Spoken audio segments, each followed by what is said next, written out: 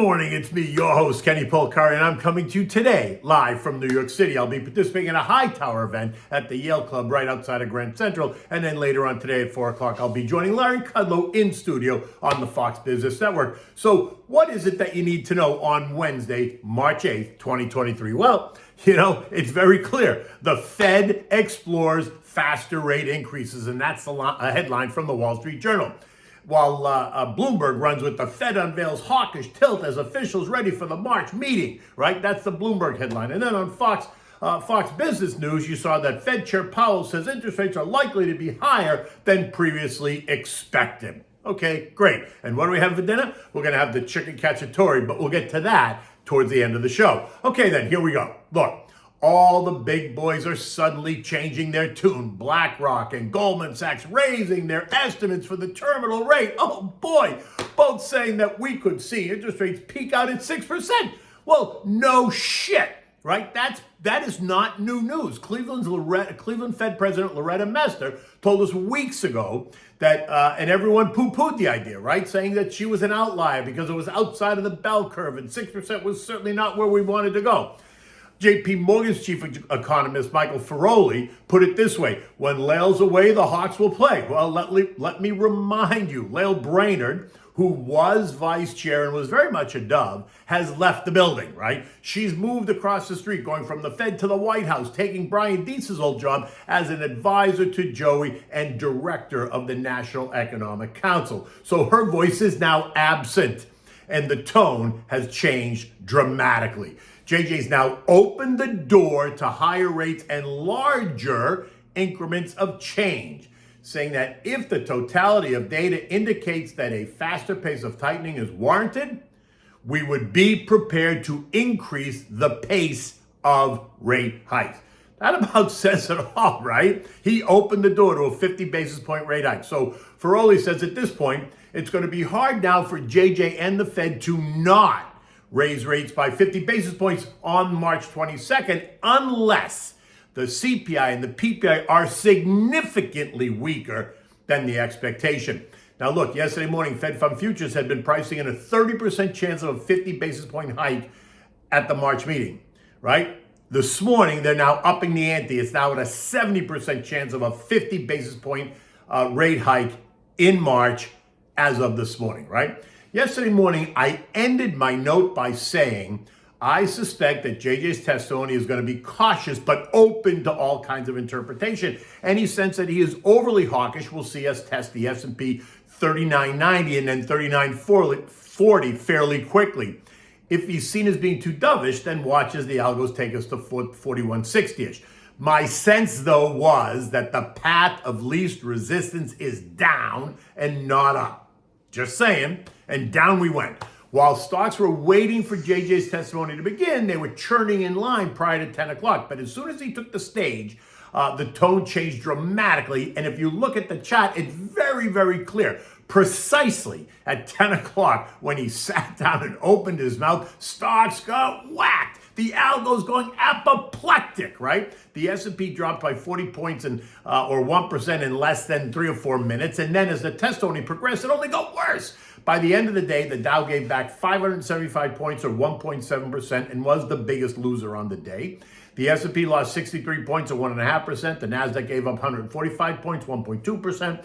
The Russell lost 21 points, 1.1%. And the transports gave up 188 points or 1.25%. Remember, going into yesterday morning, the market had been pricing in a 5.1%, 5.4% terminal neutral rate, all while the Fed had been pushing a different narrative of 5.5 to 6%. Do you remember what Jeffrey Gundlach said about a month ago? He accused the Fed of being stupid and that the bond market was telling you to ignore what the Fed was saying, that rates would peak out at 4.9% and we'd avoid a recession. Well, how'd that work out? So far, not so good. Last week, remember, and I keep saying this because it's so important, Fed Governor Chris Waller, in an economic presentation, accentuated that lower range, the 5.1 to 5.4%, saying that he thought it would be okay and that higher rates would not likely be an issue. And that ignited the strong rally that we saw on Thursday and Friday, taking stocks higher, something I warned against. saying that based on what I see at the supermarket and at the doctor's office and at the gas pump and when I pay my monthly utility bill, that wasn't going to happen. And boom, it did not happen. JJ's comments caused investors and traders and algos to reassess again, sending stocks reeling. And as you might imagine, every sector got slammed. Real estate and financials losing more than 2%, while the others in the broad 11 sectors, the industrials, utilities, tech, consumer staples, consumer discretionary, communications, healthcare, basic materials, and energy lost a little bit more than 1.5%, which actually wasn't that bad under the circumstances, right? I'm surprised that it wasn't worse. But I think that if that's because the bell rang, right? If it had gone on for another hour or so, my sense is that stocks would have gotten weaker, and it would have gotten worse, and it would have been uglier had we had another hour to trade, because you could just feel the weakness as we moved into the end of the day. As expected, Lizzie Warren did not disappoint, revealing that she hasn't been paying much attention to the conversation, nor has she gone shopping lately, apparently. How long have we been discussing the fact that in order for the Fed to tamp down inflation, he has to break the economy?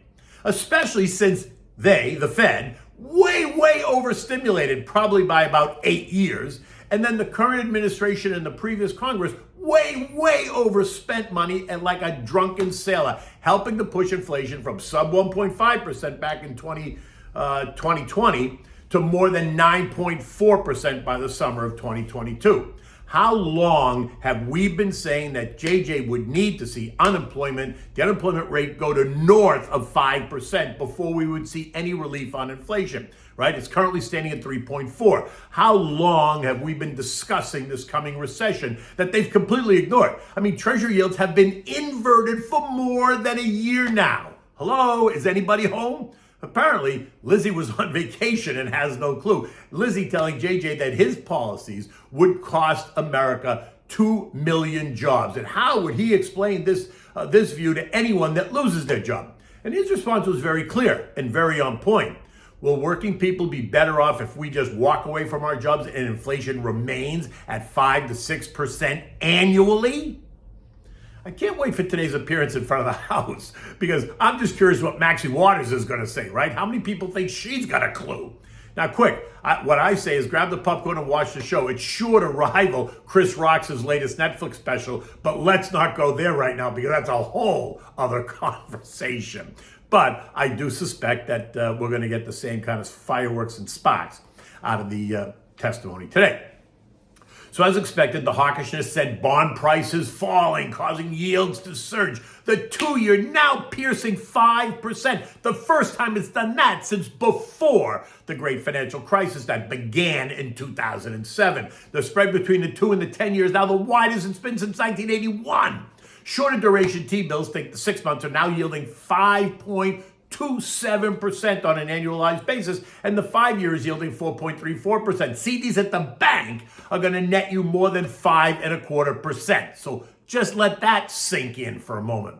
And with higher rates, we can expect what? A higher dollar. And boy, did we get that yesterday. The dollar index went from 104.40 in the morning to end the day at 105.62, a 1.1% change up and through the trend line, right? We're now above that trend line at 105.46 and likely going higher, which means that we're going to see pressure on the commodity complex. Remember, commodities are priced in dollars. So as the dollar rises, commodity prices should fall. And as the dollar falls, commodity prices should rise. Yesterday, I told you that a breach above 105.50 in the dollar index is going to put pressure on gold. And guess what?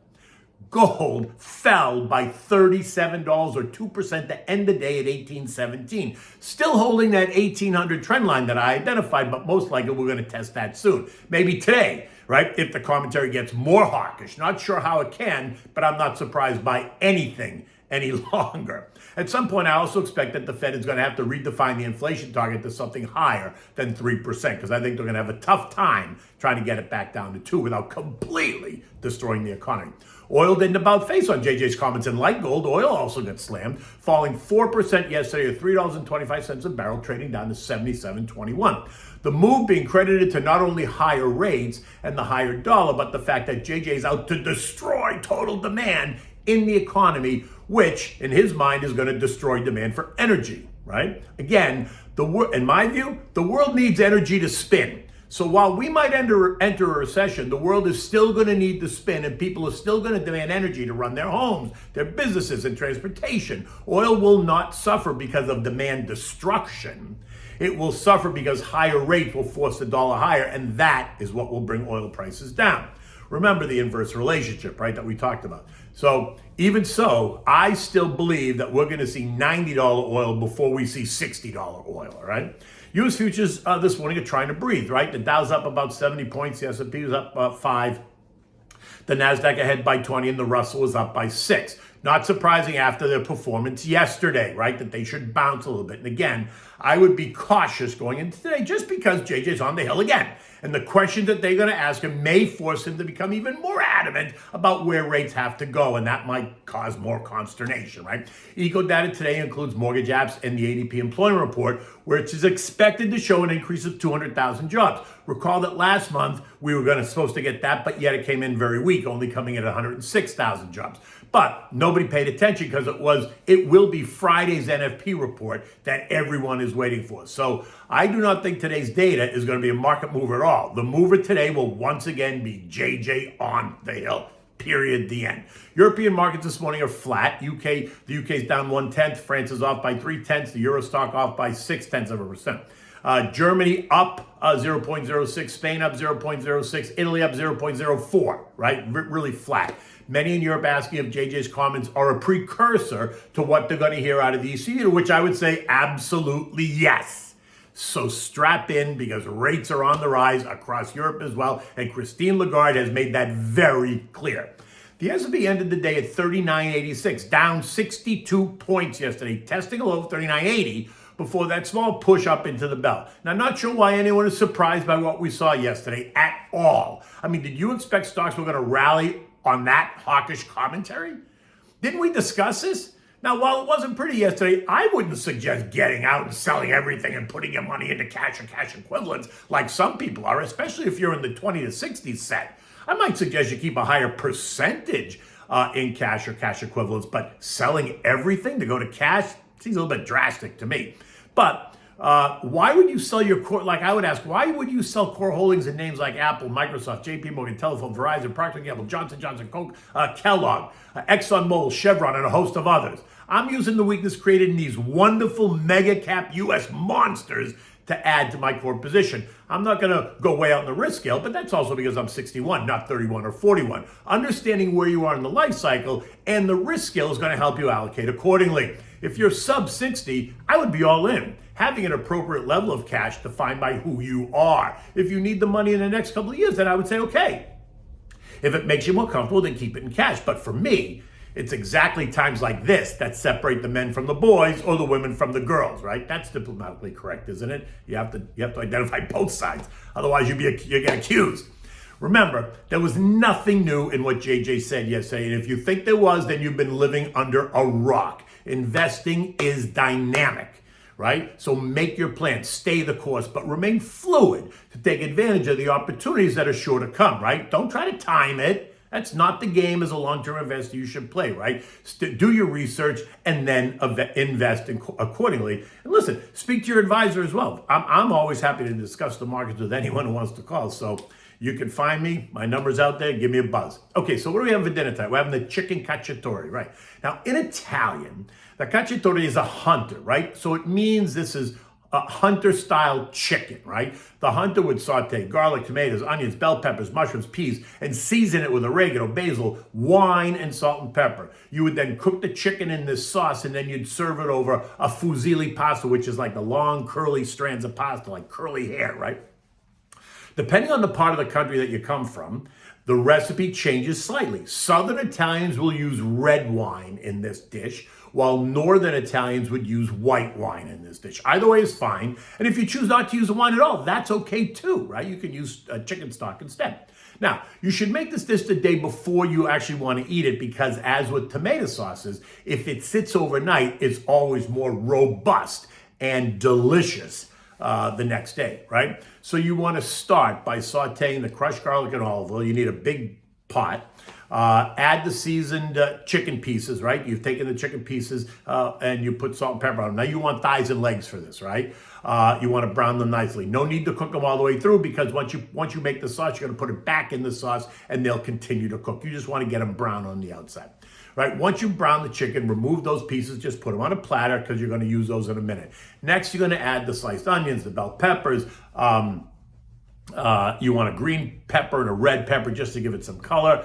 You can also use the orange and yellow ones if you really want to give it lots of color. You want to saute the onions and the peppers all together until soft, maybe 10 to 15 minutes. Make sure you season that also with salt and pepper.